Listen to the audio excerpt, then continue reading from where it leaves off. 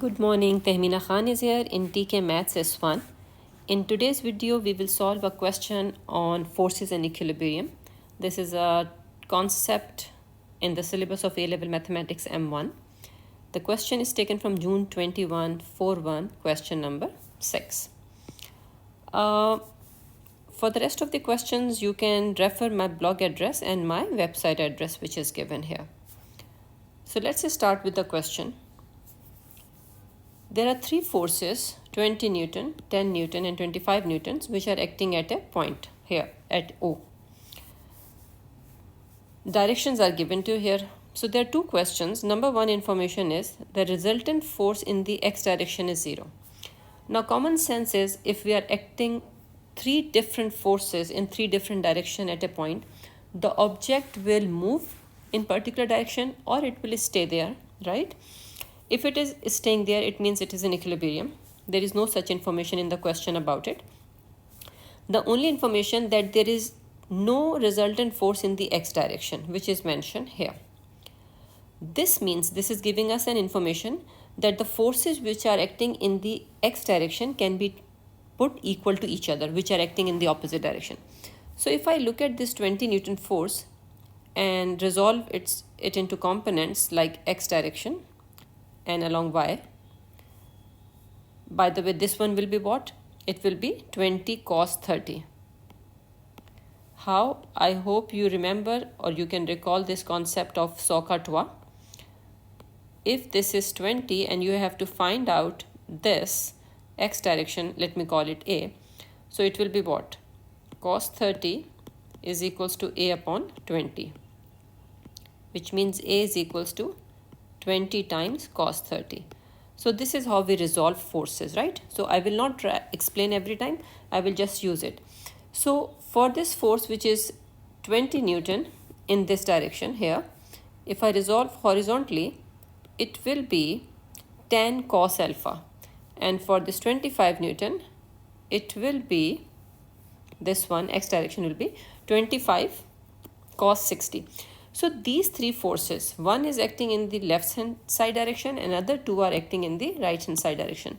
They are balancing each other, and that's why there is no resultant force in the x direction, which is 0. So this will help us to form one equation and we can find alpha. And after that, we will find out the magnitude of the resultant force, right? So let's do this part first and then we will come to the second part. So I have solved this question here for you neatly. I have explained to you. So now I'm going to put 20 cos 30 is equals to 25 cos 60 plus 25. 10 cos alpha and 25 cos 60, right? This is because of 25 Newton and this is because of 10 Newton. So I'm going to put them equal to each other to form an equation. So you can see here. Here I have formed the equation and simply I will solve it to get the value of alpha here.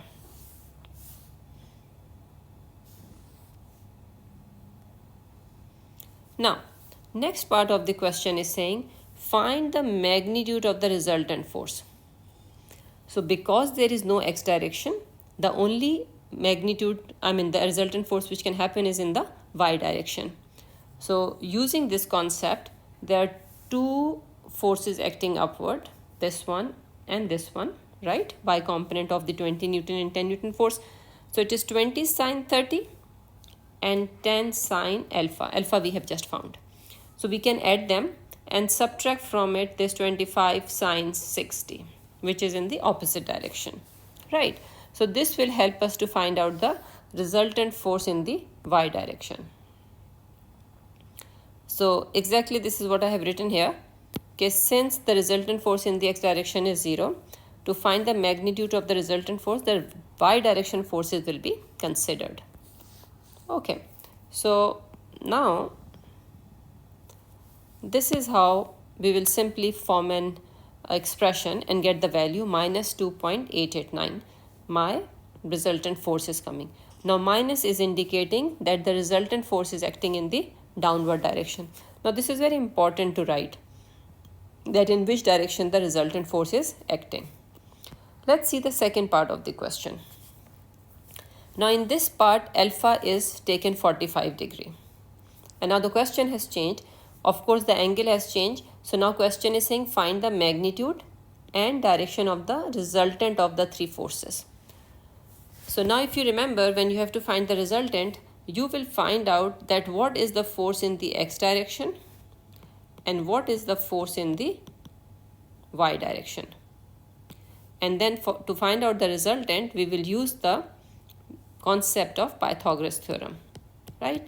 So we will find out x direction and y direction forces, and then after that we will use the concept of trigonometric finding angle ratio, and we will use that.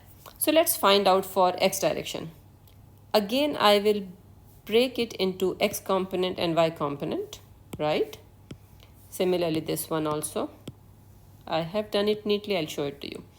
And this time I will not put them equal to each other, because this time the resultant the forces have a resultant, right? So it is not saying in the x direction 0 or y direction 0. So we'll consider both.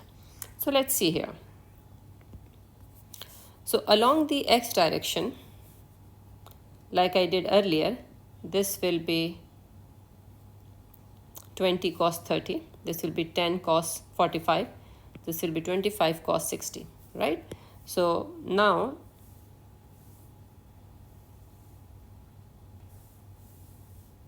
you can see here minus 20 cos 30 plus 20 cos 45 plus 20 cos 60. So 2 acting in the right hand side direction and 1 in the left hand side.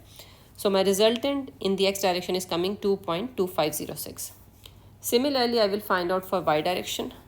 So I will use this, I will use this, and I will use this. Okay. So now along y direction it is coming minus 4.5796, right? Simply. So now to find out the resultant, because these are the component of forces in the x and y direction, the result of these three forces. So now finally where it is acting, in which direction and what is the magnitude, we will make use of Pythagoras theorem. You can see here.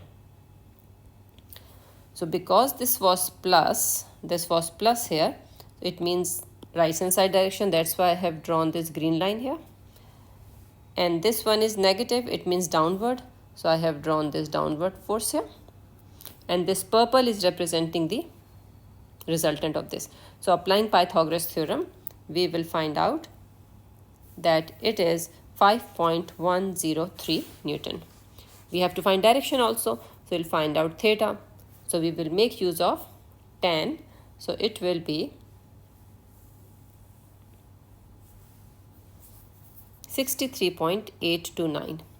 Now it is very important that you mention below x-axis, you have to give the reference that this angle is with respect to what. So thank you very much for watching this video. Please share it with your friends. Press like and subscribe button.